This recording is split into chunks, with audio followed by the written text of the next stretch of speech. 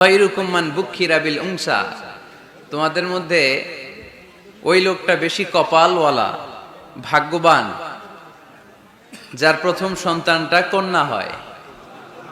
কি হয়? আপনাদের ঘরে প্রথম মেয়ে হয়েছে কার দেখি?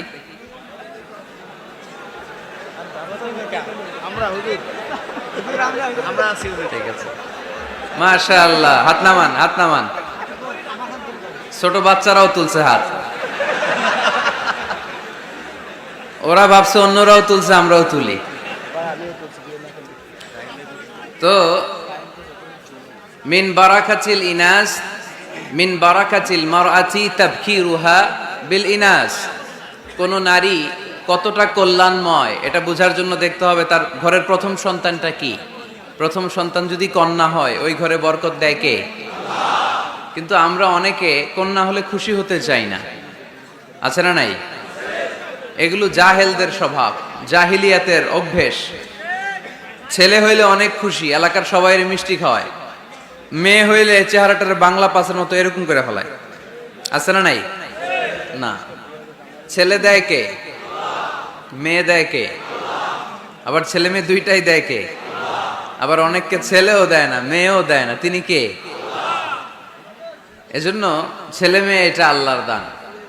যাদের সন্তান হয় না তারা জানে এটা কত কষ্ট। অনেকে আমাকে পার্সোনালি বলে, দোয়া চাই হুজুর, 15 বছর বিয়ে করেছি, সন্তান হয় না, দোয়া করবেন। দোয়া করি এদের জন্য। এদের অন্তরে অনেক জ্বালা। একটা মেয়ের জীবনে সবচেয়ে বড় পাওয়া, সে মা ডাক শুনবে। মা হওয়ার তার বড় শখ। এজন্য মায়ের মর্যাদা 3 বার, মা মা মা, তারপর বাবা।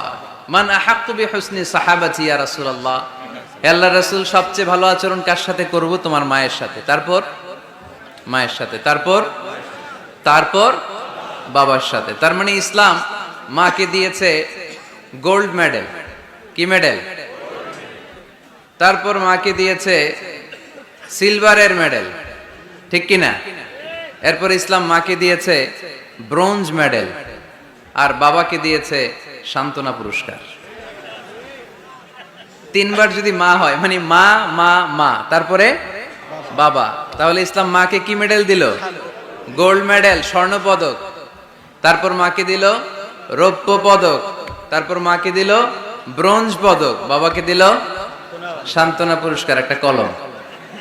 তারপর আমরা খুশি। কি বলেন?